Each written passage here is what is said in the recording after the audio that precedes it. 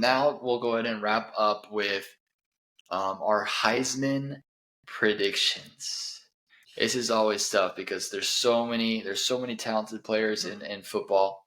But Chase, why don't you hit us here with your Heisman prediction for the 2023 season? Yes, I believe voter fatigue is very, very real. So I do not have the easy choice, Caleb Williams. I've actually got new starting quarterback Carson Beck from Georgia. I think Georgia's going to be an undefeated 1 seed. I think Carson Beck's offense is going to light it up. And I think he's just going to get the respect off of that, right? Georgia hasn't had a person in the Heisman race for 2 years now. They've won the championship the last 2 years. I think that they're going to be like, the voters are going to see that, be like, we got to put respect on someone. And I think Carson Beck is going to make flash plays that Stetson Bennett didn't. And I think that's going to accumulate in a Heisman for Carson Beck. Carson Beck, dang, that's crazy. I don't think it'll be a surprise here with my pick. I've kind of gloated on him already, but I'm gonna go with my dark. It's kind of more of a dark horse pick, but I just love it. I love it so much. I'm going with Michael Penix Jr. I'm with you. I think the easiest pick would say, "Oh, Caleb Williams is going to win again," but we don't really see that happening. Right? We don't really see players win the Heisman multiple. There's always somebody that comes up and has a better season or a more Heisman worthy season, right? I almost wanted to go with Marvin Harrison Jr. Just because that would be fun. But I think it's just, unfortunately, it's become more of a quarterback award, kind of like the MVP in the NFL. Right? We know Devontae Smith won it a couple years ago, but that was during the COVID year, so there was less games and less things kind of happening there. So he was able to take advantage of that and win. But I think the quarterback play this year is just going to be too good for a player like Marvin Harrison Jr. to win.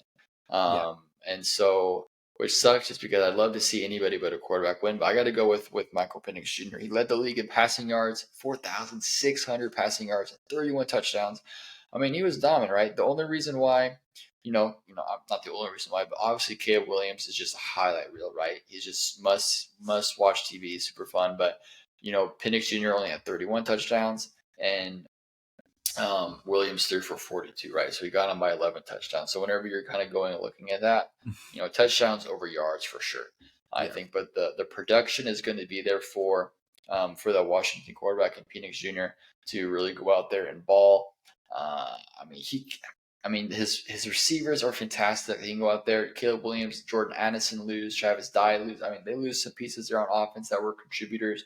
Washington keeps their contributors there, and so I just think Penix Jr. can really take it to the next level, and he may not win the Heisman, but he's my prediction. I think he'll be one of the top 3. I think he'll be there in New York, waiting to get his name read, regardless if he wins or not. Yeah.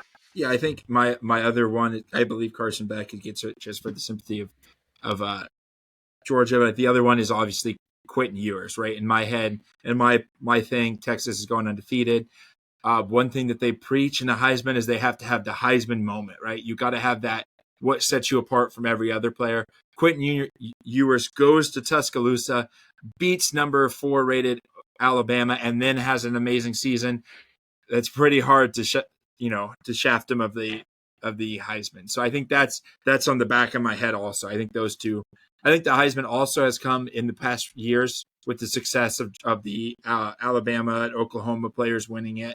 I think it's also become kind of like the NBA MVP, where they give it to the best player on the best team instead of just, you don't see the ragdoll, right? You don't see like a Drake May that doesn't really have a chance to win Heisman, even though he's going to put up the stats. He's going to look amazing. His team isn't going to be competitive or good. So they're not going to even get a look at him. I don't even think Drake May's there when he's getting his name read. So that's a little shame to see. We used to see, just the best player, and now it's more of a, how can we prop up these teams that are having good careers?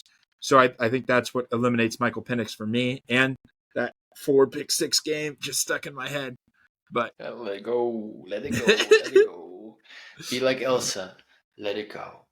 We look, like you said, like if Quentin Ewers, if they can go undefeated, similar to what Max Duggan did, right, last season.